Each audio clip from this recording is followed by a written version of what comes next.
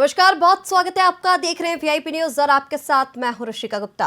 मध्य प्रदेश चुनाव नजदीक आ रहे हैं और अब कुछ ही समय बचा है चुनाव के लिए और ऐसे में सभी पार्टियों की जो कवायद है वो तेज हो चुकी है। सभी पार्टियां राजनीतिक तैयारियों में जुट चुकी हैं। आपको बता दें, बीजेपी हो, कांग्रेस हो या आम आदमी पार्टी हो, सभी पार्टियों ने जो तैयारियां हैं वो तेज कर दी हैं।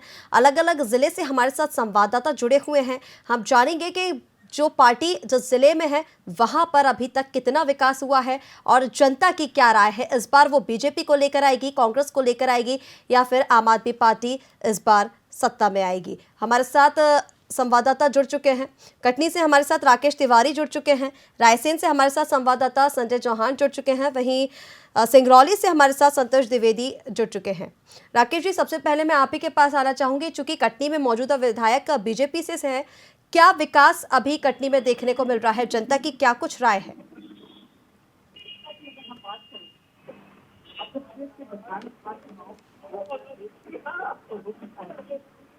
प्रदेश के कटनी जिले, खासकर मुड़वारा विधानसभा क्षेत्र 93 की अगर हम बात करें तो जिस प्रकार से मुख्यमंत्री विकास को लेकर के चौमुखी विकास की बातें करते हैं जी, लेकिन मुड़वारा विधानसभा क्षेत्र में विकास नामक चीज कहीं देखने को नहीं मिलती है। अगर हम विकास की बात करें तो मुड़वारा विधानसभा क्षेत्र में वर्तमान विधायक संदीप जायसवाल जी हैं। 2013 से लेकर के वर्तमान समय तक अभी भी विधायक संदीप जायसवाल हैं, अर्थात बीजेपी के कब्जे में मुड़वारा विधानसभा क्षेत्र है। जी, विकास के मुद्दों में आप ये देख सकते हैं कि शहर के अंतर्गत की अगर हम बात करें तो हमारे पीछे आप देख सकते हो शहर की जनता विकास के मुद्दे को लेकर के विशाल धरना पे बैठी हुई, अनिश्चितकालीन विशाल धरना प्रदर्शन पे बैठी हुई है। जी। ये है विकास का नया संकल्प, शायद भारतीय जनता पार्टी के लिए या विपक्ष के कांग्रेस के लिए। ये मुद्दा कैसा है, यहाँ की जनता ये धरना प्रदर्शन के माध्यम से बता रही जी है। बिल्कुल राकेश जी, और कटनी में जिस तरह से विकास के दावे किए गए थे, हालांकि हम पीछे धरना प्रदर्शन आपके देख रहे हैं, पोल खुलती हुई नजर आ रही है। जरा इनसे बातचीत करके बताइए किन मांगों को लेकर ये प्रदर्शन किया जा रहा है। जी, मैं इनसे बात करता हूं कि इनकी प्रमुख मांगे क्या है और वो क्यों विवश हुए हैं धरना प्रदर्शन करने के लिए। क्या नाम पड़ता है आपका? जी, प्रदीप द्विवेदी।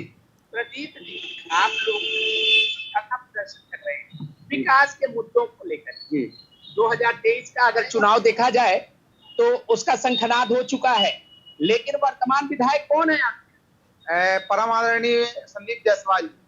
संदीप जायसवाल जी हैं।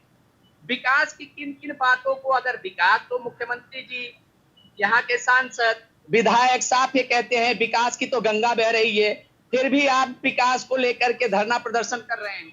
आदरणीय, अगर विकास की गंगा बह रही होती तो यहाँ हम लोग तो आज दूसरा दिन है हमारा, यहाँ हम बैठे नहीं होते अपनी दो मांगों को लेकर। ये धरना अनिश्चितकालीन है। जी जी, अनिश्चितकालीन है।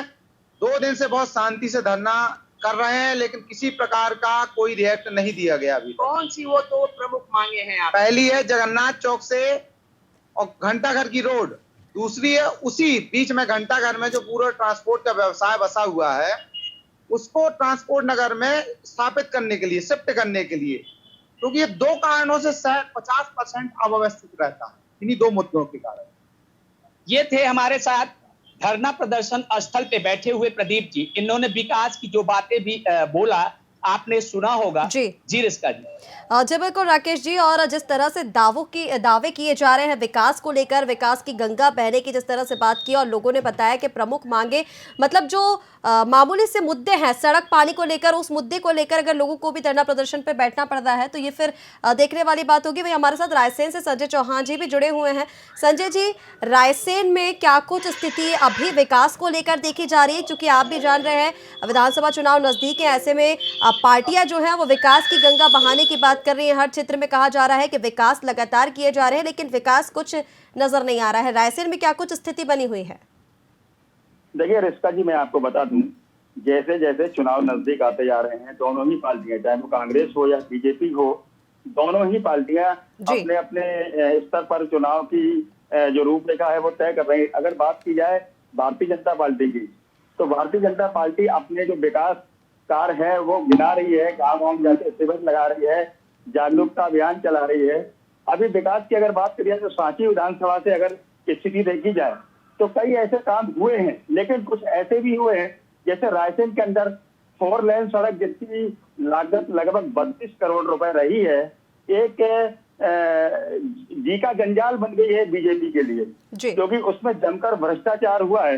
रोड जो कि परिकल्पना करी गई थी स्वास्थ्य मंत्री जी के द्वारा कि ये जो रोड है वो उनका ड्रीम प्रोजेक्ट है, लेकिन वो ड्रीम प्रोजेक्ट कम है, भ्रष्टाचार की रूपरेखा ज्यादा दिखाई देती है।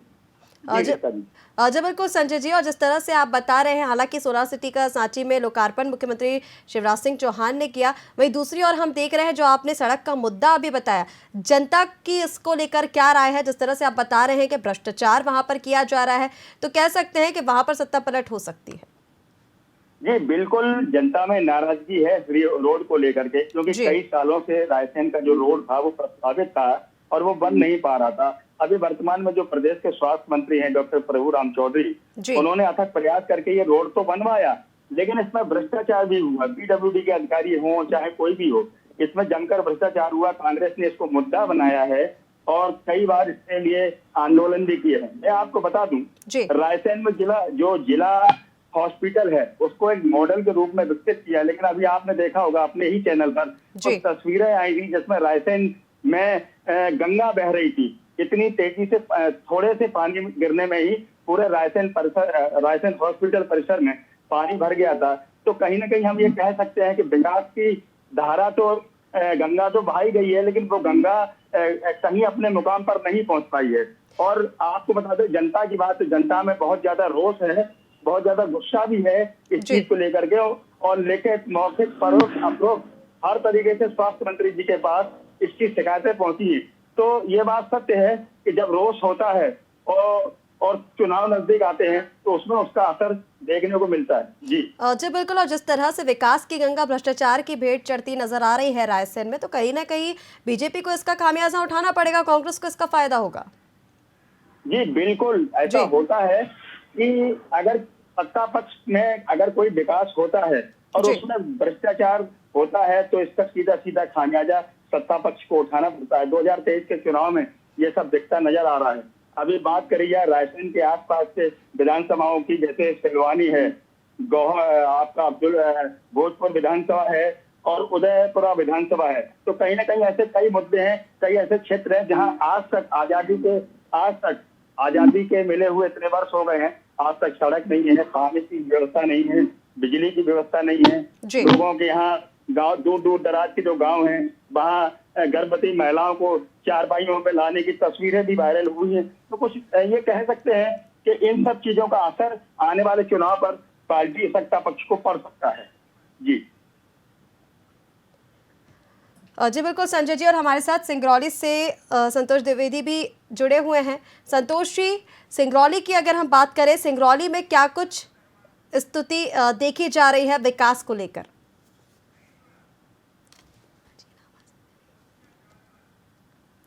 संतोष जी से हमारा संपर्क नहीं बन पा रहा है, हम वापस राकेश जी के पास आएंगे।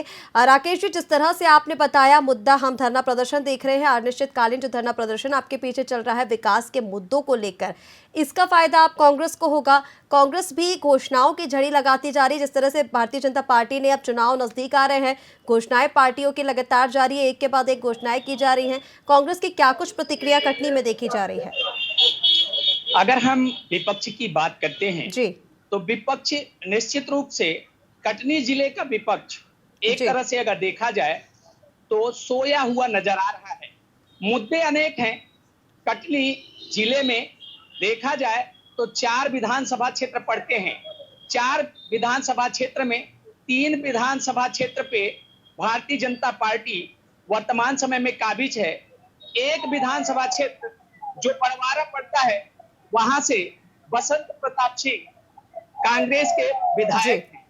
लेकिन 2023 के परिप्रेक्ष्य की अगर हम बात करें तो जनता के दरबार में जाने के लिए, चाहे वो सत्तारूढ़ पार्टी भारतीय जनता पार्टी हो, चाहे विपक्ष कांग्रेस हो, अगर केंद्र बिंदु में हम देखते हैं तो केंद्र बिंदु में दोनों पार्टियों के किसान और आदिवासी समुदाय के लोग आ रहे हैं।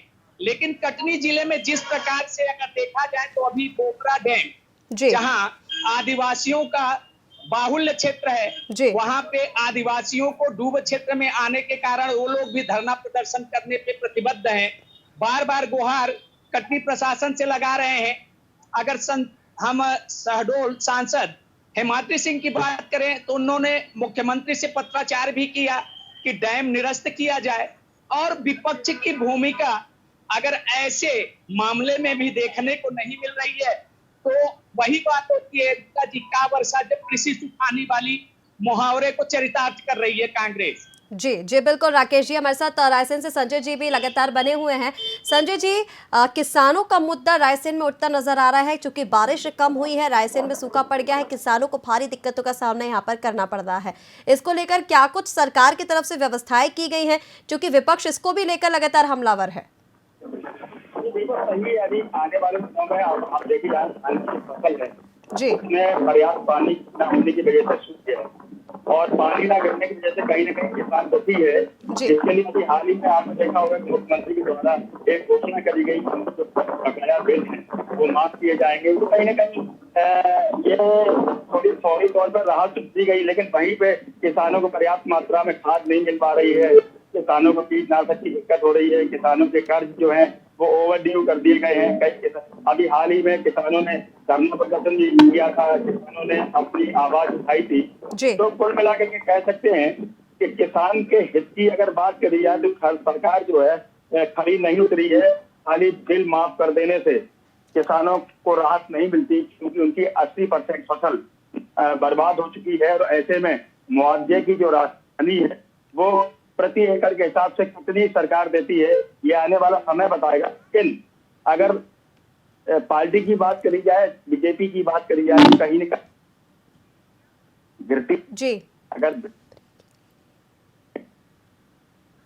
तो आने वाले चुनाव में विपक्ष को आगे तो भी कह सकते हैं कि बीजेपी परेशान और हैरान है। जी बिल्कुल संजय जी। और मध्य प्रदेश में हम बता दें कि मौसम के तेवर जो है वो बदले हुए हैं। भीषण गर्मी के बाद भी मौसम में बदलाव जो है वो देखा जा रहा है। जबलपुर समेत कई जिलों में मौसम विभाग ने बारिश का अलर्ट जारी कर दिया है। आपको बता दें भोपाल समेत कई इलाकों में जब बारिश हुई है।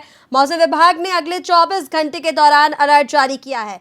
प्रदेश के 30 जिलों में बारिश का अलर्ट जारी है। वही बारिश की शुरुआत से ही किसानों को अब राहत मिल सकती है, ये बड़ी खबर सामने आ रही है। जहां मौसम विभाग के अनुसार अब नर्मदापुरम, खरगोन, बड़वानी, देवास, धार, बुरहानपुर में अति और भारी बारिश का अनुमान जताया गया है। वही भोपाल, इंदौर, विदिशा, रायसेन, सीहोर, भोपाल, राजगढ़, बैतूल, हरदा, खंडवा, इन सभी जिलों में भारी बारिश का अलर्ट जारी किया गया है। आगर की हम बात करें तो वहां भी भारी बारिश का अनुमान लगाया गया है।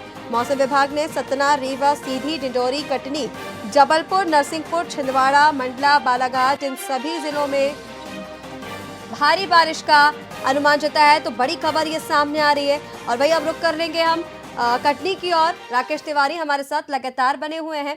राकेश जी, जैसे कि अभी रायसेन में हम बात कर रहे थे संजय जी से, बारिश को लेकर उन्होंने बताया किसानों को किस तरह से दिक्कतों का सामना करना पड़ रहा है, क्या कुछ व्यवस्थाएं उनके लिए की गई हैं। कटनी की हम बात करें तो यही दिक्कतें कटनी से भी सामने आ रही है। यहाँ पर क्या कुछ व्यवस्थाएं किसानों के लिए देखी गई हैं? रिस्का जी, अगर किसानों की बात करें तो मुख्यालय से केवल 3 किलोमीटर की दूरी पे ग्रामीणांचल क्षेत्र चालू हो जाता है। लेकिन वहां भी अगर देखा जाए पानी की समस्याएं कटनी जिले में कई वर्षों से सतत चली आ रही है। अगर वर्तमान जनप्रतिनिधियों की बात करें तो उनका साफ ये कहना है कि हम पानी की व्यवस्था कर रहे हैं। विभिन्न प्रकार की स्रोतों की बात करते हैं।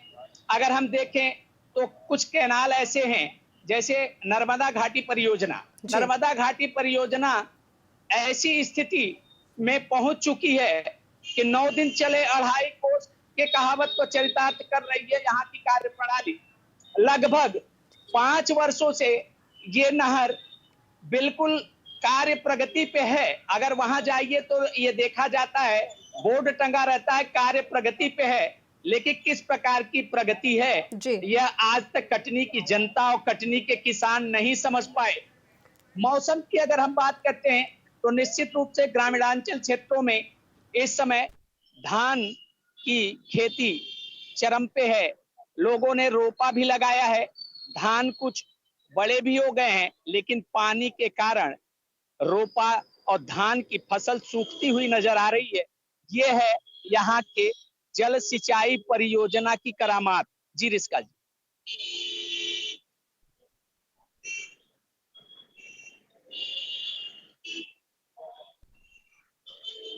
हेलो। विकास की हम लगातार बात कर रहे हैं, विकास पर आपसे जानकारी ली कि किस तरह का विकास कटनी में देखा जा रहा है और किस तरह का विकास रायसेन में देखा जा रहा है।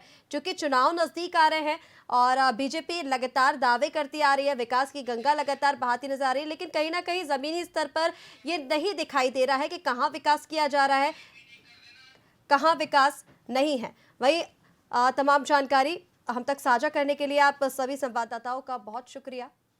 तो आपको बता दें, विधानसभा चुनाव नज़दीक आ रहे हैं और ऐसे में जो दोनों ही पार्टियां हैं उन्होंने कवायद तेज कर दी है। हर जिले में विकास की बात लगातार की जा रही है, लेकिन जमीनी स्तर पर यह विकास कहीं नजर नहीं आ रहा है। फिलहाल के लिए इतना ही। आप बने रहे वीआईपी न्यूज़ के साथ। नमस्कार।